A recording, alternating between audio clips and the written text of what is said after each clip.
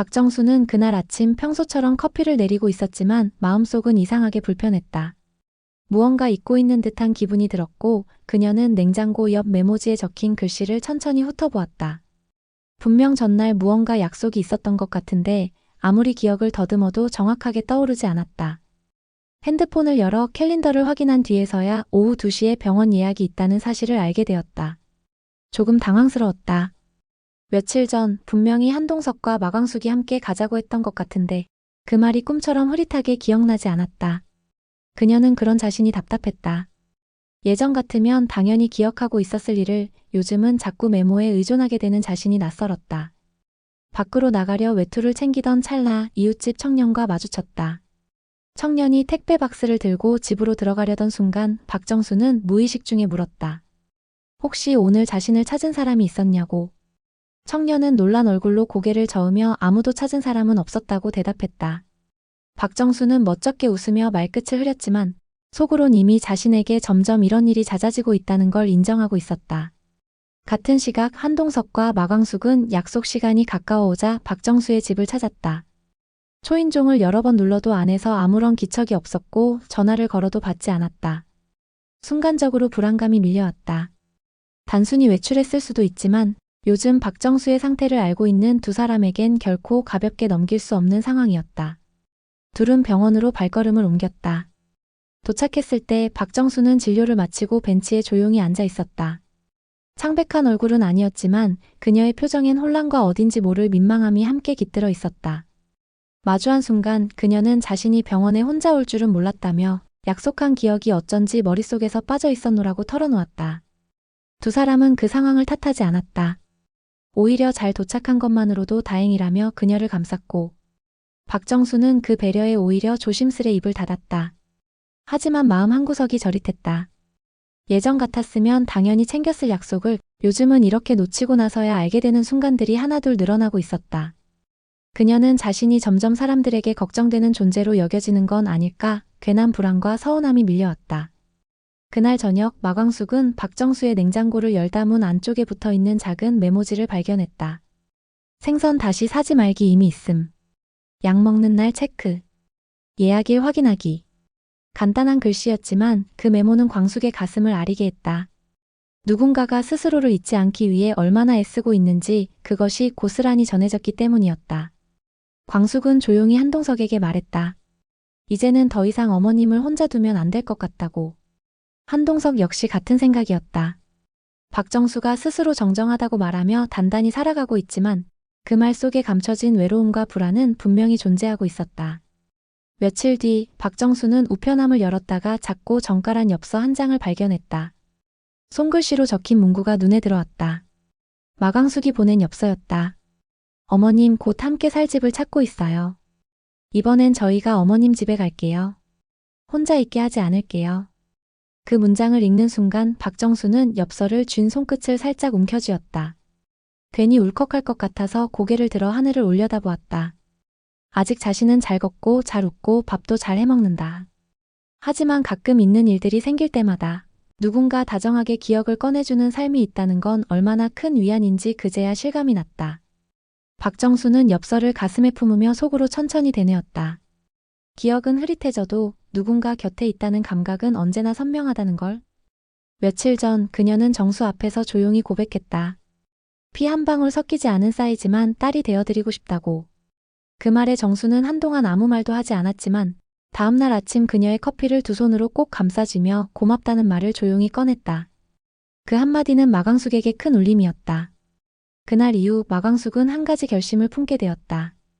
정수를 혼자 두지 않겠다고.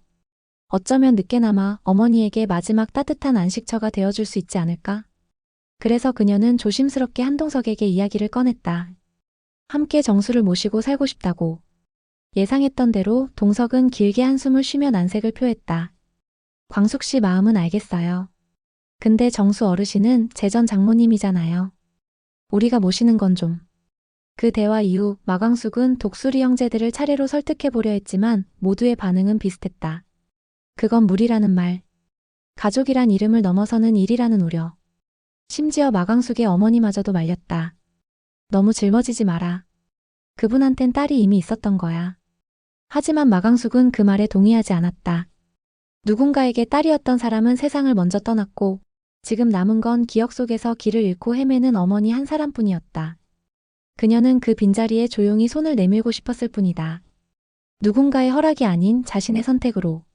그 선택이 쉽지 않다는 걸 가장 가까이에서 지켜본 이는 다름 아닌 한동석이었다. 그는 겉으로는 조심스레 반대를 표했지만 속으로는 마광숙이 어떤 마음으로 그 결정을 내렸는지 누구보다 잘 알고 있었다. 마광숙이 박정수에게 조심스럽게 손을 내밀었을 때 동석은 그녀의 뒷모습을 바라보며 깊이 생각했다. 이 여자가 얼마나 따뜻한 사람인지, 그리고 그런 따뜻함이 자신에게도 얼마나 큰 위로가 되었는지를. 그는 자신도 모르게 마광숙을 향한 마음을 더 키워가고 있었다. 처음에는 존경이었고 그 다음엔 신뢰였고 이제는 어느새 연민과 사랑이 겹쳐진 복잡한 감정이었다. 박정수를 병원에 데려갈 때도, 밤늦게 들어오는 그녀에게 따뜻한 차를 내밀 때도, 말없이 등을 토닥일 때도, 그리고 그날 밤 마루 끝에 앉아 두 손에 따뜻한 찻잔을 감싼 채 앉아있던 마광숙에게 한동석은 조용히 다가와 옆에 앉았다. 그는 아무 말도 하지 않았다. 다만 그녀의 손등 위에 살짝 자신의 손을 얹고 천천히 말했다. 그동안 말하지 못했던 한마디였다. 광숙 씨, 당신이 얼마나 멋진 사람인지 난 매일 알아가고 있어요. 그 말에 마광숙은 눈을 깜빡이며 고개를 돌렸고 동석은 그저 잔잔한 눈빛으로 그녀를 바라보았다. 그 순간 어떤 대답도 필요하지 않았다. 그저 함께 있는 것만으로 충분한 밤이었다. 마광숙은 조용히 거실 창을 닫고 있었다. 아침 햇살이 유리창 너머로 비스듬히 들어왔다. 익숙한 집, 익숙한 공기. 그녀는 지금 엄마와 독수리술도가 형제들과 함께 이 집에 머물고 있었다. 덩그러니 하나의 접시를 들고 있을 때마다 마음 한구석이 복잡해졌다. 한동석과의 관계는 단지 연인이라는 단어로는 설명이 어려울 만큼 깊어졌고 함께 보내는 시간이 점점 더 많아지고 있었다. 그날 오후 한동석은 미국에서 돌아온 박정수를 모시고 그녀를 찾아왔다. 박정수는 한결같이 단정했고 혼자서도 잘 걷고 잘 웃는 사람이었다. 나이 들었다고 하기엔 아직 정정한 기운이 얼굴에 배어 있었다. 마광숙은 그녀를 보며 미소 지었다. 어머님, 오랜만에 뵙네요. 얼굴이 더 좋아지셨어요. 광숙 씨 덕분에 그런 소리 듣는 거예요. 동석이랑 통화할 때마다 당신 이야기만 하던걸요? 세 사람은 차를 마시며 조용히 담소를 나눴고 잠시 뒤 박정수가 자리를 비우자 한동석이 본격적으로 이야기를 꺼냈다. 광숙 씨, 오늘은 진지한 이야기 좀 하려고요. 그는 그녀를 바라보며 말끝을 맺었다.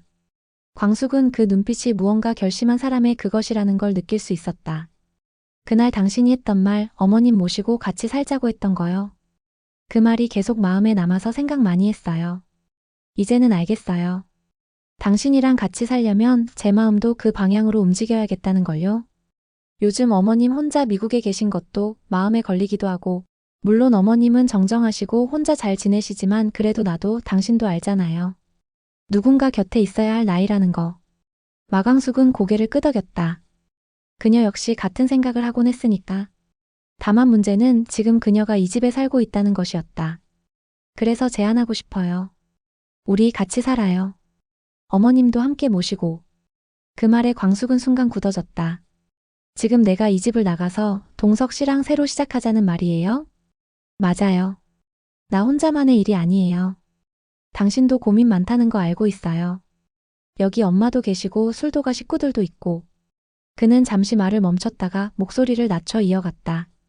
그래도 광숙 씨, 우리가 같이 산다는 건 단지 사랑해서가 아니에요. 이제는 함께 사는 삶을 선택할 때가 됐다고 생각해요. 장모님도 나도 당신도 다 혼자는 아니잖아요. 마광숙은 손에 쥔 찻잔을 내려놓으며 천천히 고개를 숙였다. 사실 나도 요즘 그런 생각 많이 했어요. 이제 누군가 곁에 있었으면 좋겠다는 생각. 그런데도 쉽게 입이 떨어지지 않았어요. 여길 떠난다는 게 뭔가 도망가는 것 같아서. 당신은 도망치는 게 아니라 새로운 삶을 시작하는 거예요. 한동석의 말은 조용했지만 단단했다. 그 눈빛 속에는 확신이 담겨 있었다. 며칠 뒤 마광숙은 자신의 친엄마에게 조심스럽게 이야기를 꺼냈다. 어머니는 생각보다 담담하게 받아들였다. 그래. 네가 누구랑 함께 사느냐가 중요하지 어디서 사느냐가 뭐 그리 대수냐. 정수 여사님이랑 잘 지내면 됐지. 그날 밤 광숙은 처음으로 자신의 방 창문을 열고 오래도록 하늘을 바라보았다. 도시의 불빛이 퍼진 밤하늘 아래서 그녀는 작게 중얼거렸다. 이젠 혼자 말고 함께 살아보자. 한동석은 새로 알아본 집을 보여주며 말했다. 이곳은 마당도 있고 어머님 방도 따로 있어요. 그리고 당신 주방 쓸 공간도 충분하고요. 마광숙은 아무 말 없이 그를 바라보다가 고개를 끄덕였다. 말보다 먼저 그녀의 미소가 먼저 고개를 끄덕이고 있었다. 그 순간 한동석은 확신했다. 이제 정말 우리의 집이 시작되는 순간이라는 걸. 구독, 좋아요는 영상 제작에 큰 힘이 됩니다. 감사합니다.